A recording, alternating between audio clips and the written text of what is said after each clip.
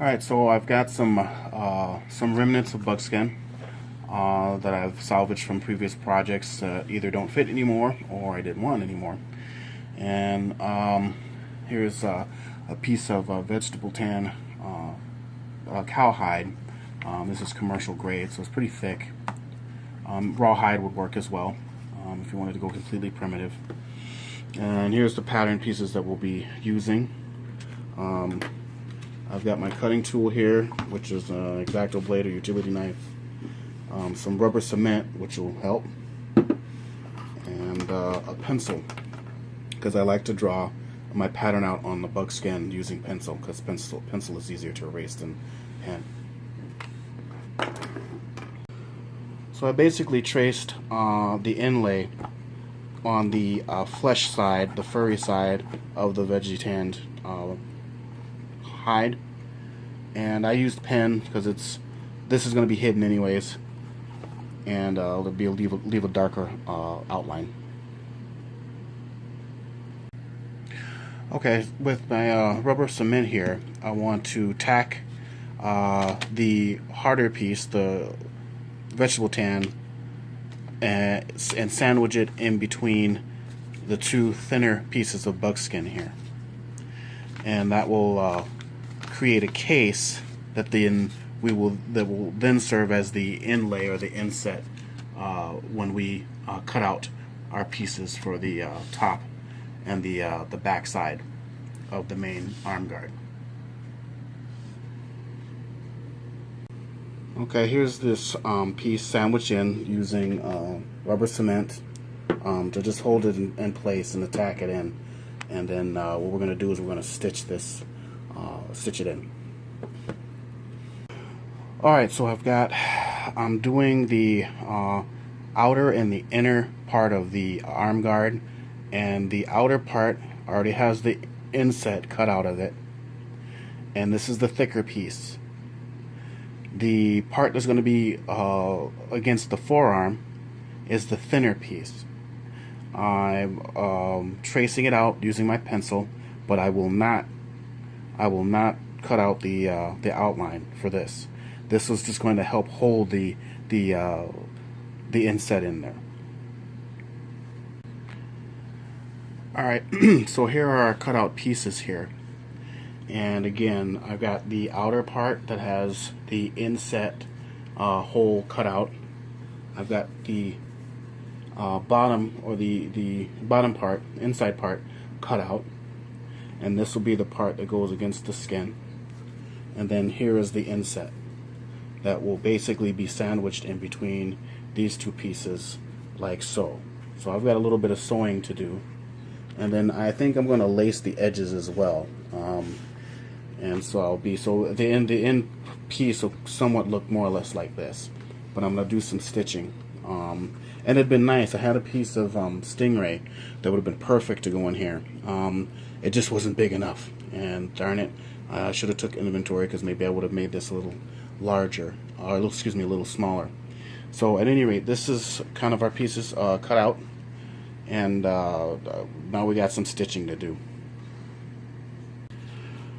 Alright, before we begin stitching, what I want to do is I'm going to use the rubber cement here to tack my inlay on the back part of this, like so. That way it'll hold in place while I'm stitching it. So I'm going to use my rubber cement and put it on the edges here, and then I'll be making sure it sticks to the other side, to the top part of the arm guard.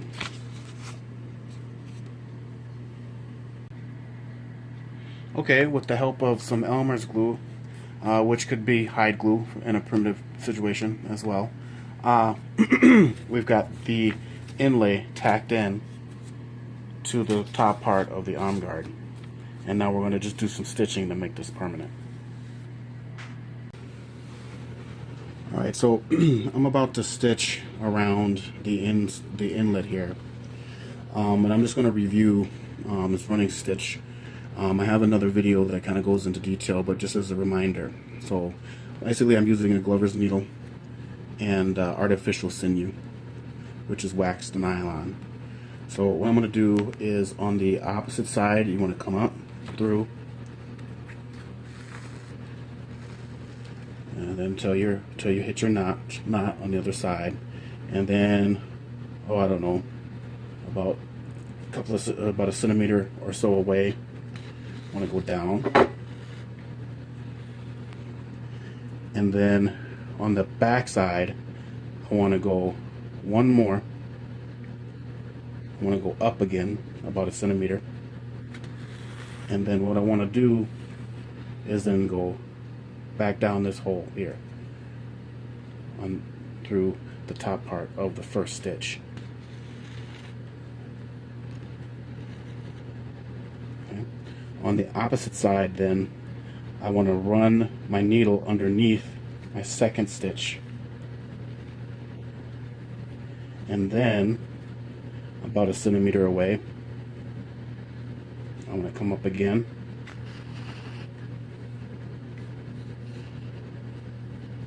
and then go back down the second stitch hole,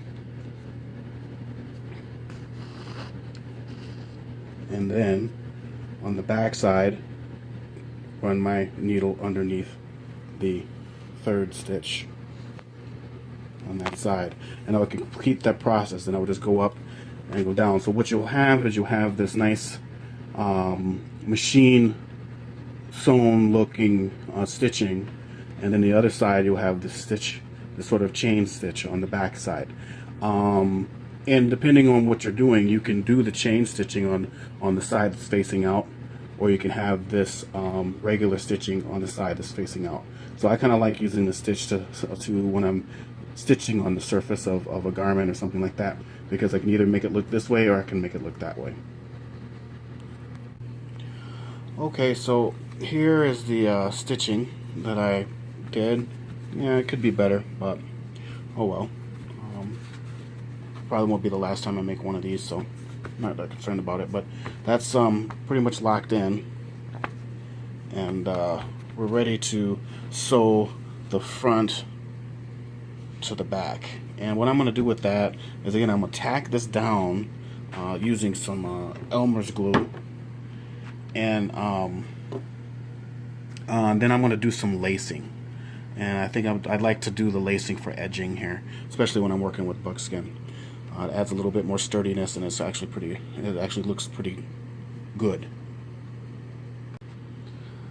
So here I've got this bead of glue, and I'm just working one side so that I don't make a mess. Alright, next steps is I'm taking this hole punch, and I'm going to make little holes about 1/8 of an inch from each other, and then about 1/4 of an inch inward. And this will be for some lacing. I've already cut some spare buckskin that'll be used for lacing, and then I have these little needles that I'll pinch the ends of, and they'll be used to drive through the holes here. I'll be doing double loop lacing. Alright, so I'm doing this double loop lacing with some strips of buckskin, and I'm coming around to the other side here, and then I'll be finishing up, and hopefully I can splice this in so it looks pretty seamless. I will most likely do a demonstration on this type of lacing separately, just because there's a lot to it, at least initially, to get started. So this is kind of what it looks like. It's kind of a nice way to finish up raw edges on various projects.